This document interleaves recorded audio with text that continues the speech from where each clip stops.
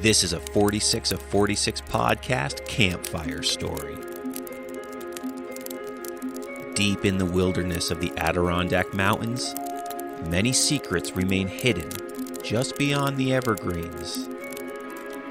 Places where history can be relived, where days of old are still the way of life.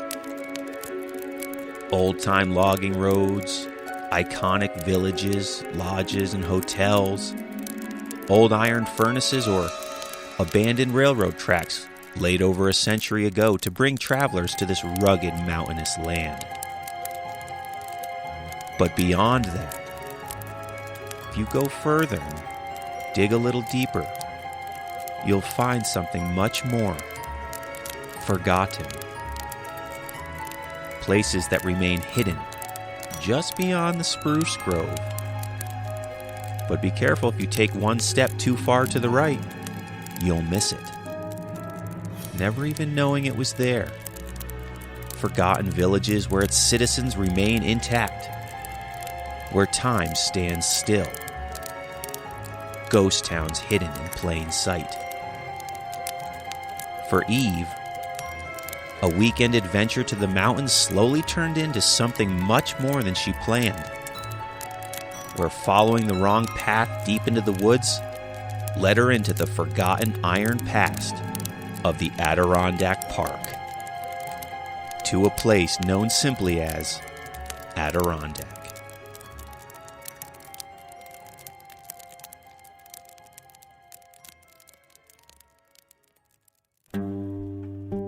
September. Crisp nights and crunching leaves, foggy mornings lining the lakes and rivers. Having spent many summer weekends hiking through the high peaks, Eve knew how quickly the seasons could evaporate up here in the Adirondacks. So on a cloudless morning, she tossed her hiking gear and camera into her car and drove out of the busy city of Brooklyn, New York, away from the honks and the sirens and all the people. Sure, she hadn't slept much for the past 2 weeks, but she couldn't resist the call of a bluebird weekend with only a slight chance of showers up in the ADK. So over the bridges and through the tunnels she went, north on 87, all the way to the Adirondacks. And as she drove down the familiar road to Upper Works, the distinctive gray stone tower emerged through the yellow and orange leaves. The McIntyre Iron Furnace. Of course, Eve was familiar with this furnace and the ghost towns of Adirondack and Tahawas that it represented, with the furnace serving as the tallest relic of their mining history. Today, however, she decided she would take time to explore this place properly, something she's wanted to do for some time. She pulled over and parked the car, and the distant, soothing tumble of the Hudson River suddenly filled the air. Shouldering her camera, she locked the car and left her backpack behind. After all, she'd only be here for a few minutes. Eve read the informational signs, noting the area's origin as first the village of Adirondack until the town's abandonment in 1857, and later it was reclaimed as Tahawas, first as a fishing game club and later as a titanium mining site in World War II. But eventually, as often happens, the forest took it all back. Nature reigned supreme as it reclaimed this rugged land. She walked past the furnace, sidestepping the warning signs that cautioned staying on the path, crunching through the underbrush, and she observed remnants of the past tucked away with fallen leaves, a rusted twist of metal here, an old rock wall over there. At first, the lighting was ideal as Eve picked up her camera, framing the blazing red leaves against the gray sky, but the wind rose, scattering branches, and soon charcoal storm clouds raced overhead as a cool autumn breeze blew in. She shivered and zipped up her fleece. Just a little further, she thought, and then suddenly she spotted a cairn positioned between two trees up ahead. As she arrived at the cairn, she felt a blast of heat, as though from an open oven. And suddenly she found herself sweating. Well, that's strange, she thought, fanning herself with her hand. Eve followed what she figured to be a path behind the cairn, although it had long since been overtaken by tangled grass and fallen leaves. And in the dying light, the shadows began to look the same, But just as she considered turning around, there stood a second cairn, resting upon what looked to be the crumbling brick remnants of a fireplace up ahead. Curiously, she continued walking up the remnants of this old trail.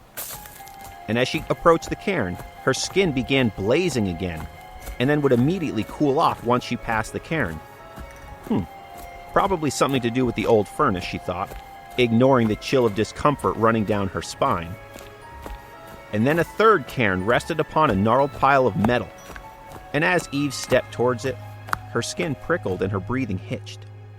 The forest went still. She knew it instinctively. She was no longer alone in the woods. "Hello? Hello?" she called out.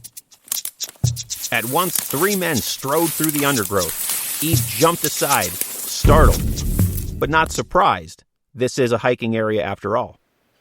But unlike her hiking gear, they wore soot-covered overalls and jaunty caps, lugging metal pails and pickaxes. She let out a surprised laugh. "Hey, sorry." The men breezed right past her, not even noticing her. Wow, she thought. Rude much? She shouldn't have been surprised, though. After all, she was a New Yorker. "Like I was saying," one man said, "there's better work to be had down in the city." The second man shuddered. "Who needs all of that when you have all this?" Pointing to the woods around.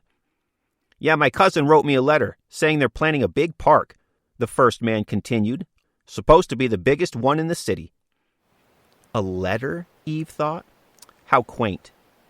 She racked her brain, wondering what the man meant by a planned park. Surely there weren't any square inches left on the island of Manhattan. But she opened her mouth to ask, but the men had vanished into the shadows beyond the cairn. Confused, but writing it off as nothing, Eve then took a step to her right and noticed a patch of light glowing beyond the trees, and she carefully picked her way towards it. Beneath her feet, the grass began to mat down. The crumbled brick fireplaces alongside her righted themselves, growing taller and sturdier. Eve stepped onto a dirt path, and suddenly a village spread before her. Lining both sides of the dirt road were tidy rows of identical cottages with 2 cracked windows apiece. In the center, a church hunched with a sagging roof, its splintered steeple rising towards the dark sky. In front of her, a large white clapboard building watched her with rows of broken window panes. But when she looked closer, the fractures in the glass appeared to heal. The overgrown gardens blossomed into shades of pastel. She turned her head. The church, too, seemed to stand taller, its steeple whole now and proud. Down by the river, a water wheel groaned to life, methodically churning water over and over. Sparks flew from the furnace, tall and austere, like a Mayan pyramid, even in the darkness. Eve watched, fascinated as a crew of men carted supplies across a wooden trestle to the top of the furnace. Silhouetted by the glowing tangerine light, they shouted out to a group below, who positioned themselves around the stone archway.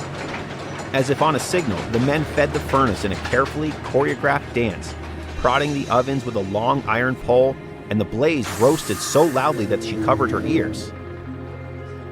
Turning away, Eve spotted a small boy in torn pants and a dusty white shirt holding out a stick to a slender gray dog.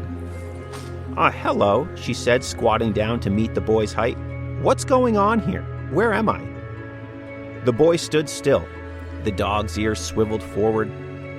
But then the boy waved at the air, as if troubled by a mosquito, and resumed his game of tug-of-war. Straightening up, Eve was startled to realize she recognized the building in front of her, the McNaughton Cottage. Except instead of being mid-renovation, it looked freshly painted, and smoke rose from its chimney. The single-story right wing had a sign that read, "Bank." Eve stood there staring at the bank sign, trying to comprehend where she had wandered to. Where did these woods take her? At that moment, she saw a glimmer right in front of the building. She walked over and picked up 2 shining silver coins in the dirt. Surrounded by engraved, twisting corn, the back of the coins read, "Half dime." She flipped them over to discover a raised Lady Liberty, seated with a flag, gazing off at the precise dotted edges circling the coin's diameter. And at the bottom was the year, 1855. I must be sleeping, Eve decided, dropping the coins into her pocket. This is all an elaborate dream. She was sure that she was back in Williamsburg, and soon she'd resurface to the whine of traffic and the rumble of the G train. But the morning seemed reluctant to arrive. She then picked up her camera and took photos of the teenage girls that she saw chatting on the church steps across the street from the bank, the wind billowing their long floral patterned dresses. Then of the horses trotting down the dirt road, its tail whisking from side to side, and the rider tipping his cap to the girls, causing them to giggle. Then she took photos of the cottages, candlelight flickering in their windows as shadows moved from pane to pane, and of the fire standing in stark contrast to the night sky. No matter how far she walked, the furnace always stayed visible, like a beacon, the heat palpable no matter the gusty winds. The longer she walked, the more the town began to take on a shimmer from the heat. Then the sound of the church bells rang out, marking the hour. But she lost count. With her legs moving on autopilot and her brain confused, Eve wandered past the blacksmith's shop and over the wooden train tracks cut into the earth. She listened to the grind of the grist mill and the tumbling water in the dark river beyond. And soon the water drowned out every other sound as she got closer. The river lapped against her shoe, and its wet chill snapped her back to reality. And at that moment, dread filled her stomach. Without knowing why, she suddenly understood that it was time to go. But where? Where was she? In the village center, suddenly everything stopped. The horse and its rider, the girls on the steps, the boy and his dog, the church bells halted. And in the silence that followed, a long, low groaning filled the air. Then everyone began to run. Fire! Eve braced herself, expecting the collision of bones and muscle, but the bodies whisked past her like storm clouds. Hooves thundered by, spraying mud up onto her. From the top of the furnace, the tightly packed bricks exploded, raining down fireballs into the street. The wooden trestle splintered and tumbled over itself. Molten ore gushed through the archway and flooded the gardens. Screams and shouts rose all around her as doors slammed open and shut. Eve raced over to the boarding house door. "Help!" she shouted. She even tried to knock, but her fist couldn't connect with the wood. She couldn't make a sound. Eve knew she had to get out of here, and she had to get out of here now. Sprinting down the road, she ducked behind a wagon. In the distance, chickens squawked in panic, and terrified voices called out in the chaos. With a sickening crack, the church suddenly caved in on itself, the steeple crashing to the ground where Eve had stood just moments before. Fire everywhere. Then the wind whipped the sparks into the wagon, and it erupted into flames. She scrambled backwards, her vision exploded with blazing white.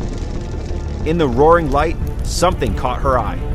There, by the tree line, it was a cairn. Eve stood up and ran towards it. But the faster she moved, the closer the fire pursued her. Blasts of stifling, choking hot air caused her eyes to tear as she slipped on wet leaves and crashed over stone foundations.